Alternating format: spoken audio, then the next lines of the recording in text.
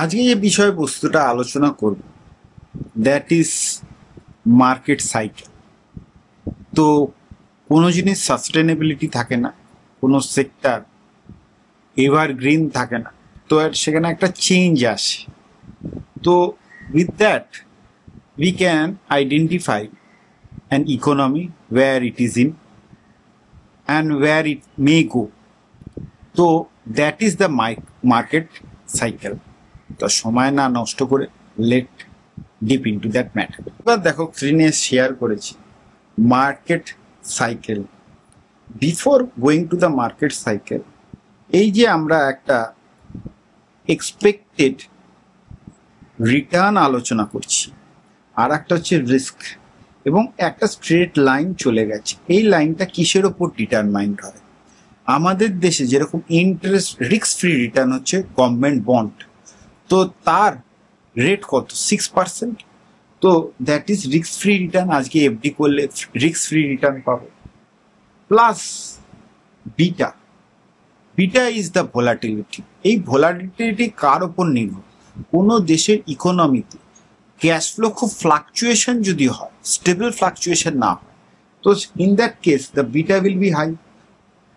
এবং ব্র্যাকেটে কাকে রেখেছি? Average market return. Average market return মানে এখানে হচ্ছে নিফটি 50, যেটা 12% 13% করে গ্রো করে, minus risk free return. Risk free return মানে যেটা আমি এক্ষুনি বললাম, বন্ড, গভর্নমেন্ট বন্ড। তো average market return minus risk free return is your premium. How much the premium is the market.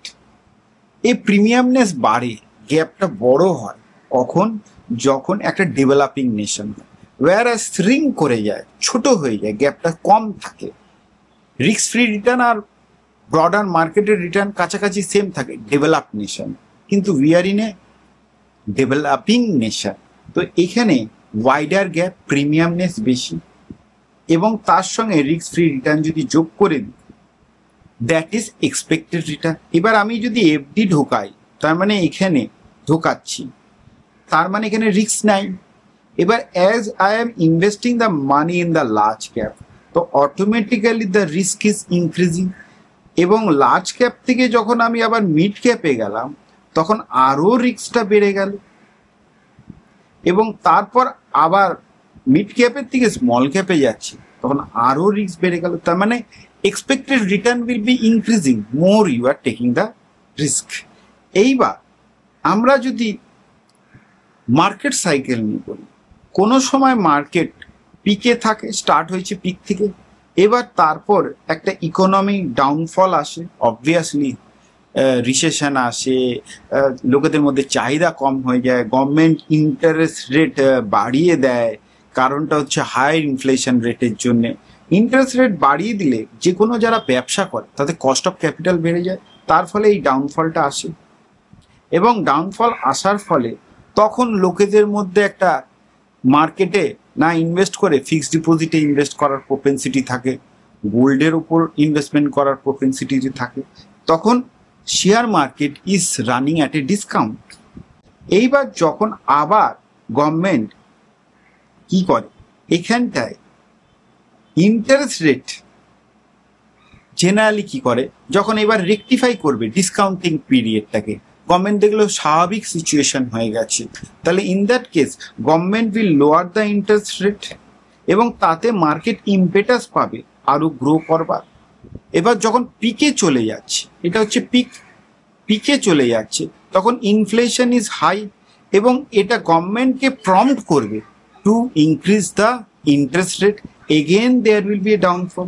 আর একটা সিচুয়েশন হতে পারে, ভাবো গভর্নমেন্ট ইথানল প্রমোট করছে, তো যেই সেক্টর সুগার ক্যান ইন্ডাস্ট্রি আছে, তারা এখন ধরো ফিউচার ভিজিবিলিটি দেখতে পাচ্ছে না, লো টার্ন অ্যারাউন্ড। এবার যদি গভর্নমেন্ট এখানে ইম্পেটাস দেয়, যে গভর্নমেন্ট বুস্ট দেয়, তাহলে কি হবে, এর সিচুয়েশন থেকে গ্রো হওয়ার চিন্তাভাবনা বাড়বে। এইবার এটাকেই বলছে, আমরা কি বলছি, যখন ডিসকাউন্টিং ফ্যাক্টর হয়ে বসে আছে, তখন যদি গভর্নমেন্ট কোনো প্রমোট করে, দ্যাট ইজ টেলউইন্ড। ওয়্যারএজ যখন টপে বসে আছে আর কোনো নতুন করে ইনফরমেশন আসার কোনো সম্ভাবনা নেই, তার মানে নতুন করে ডেভেলপমেন্ট হওয়ার সম্ভাবনা নেই, তার মানে হেডউইন্ড, কোনো আলাদা করে নতুন ভালো খবর পাওয়া সম্ভাবনা নেই। তো in this way the market cycle goes up and down, so we have to identify in which position we are in. তো এই আইডিয়াটা কিরকম লাগলো, let me no. I will be bringing more this topic again.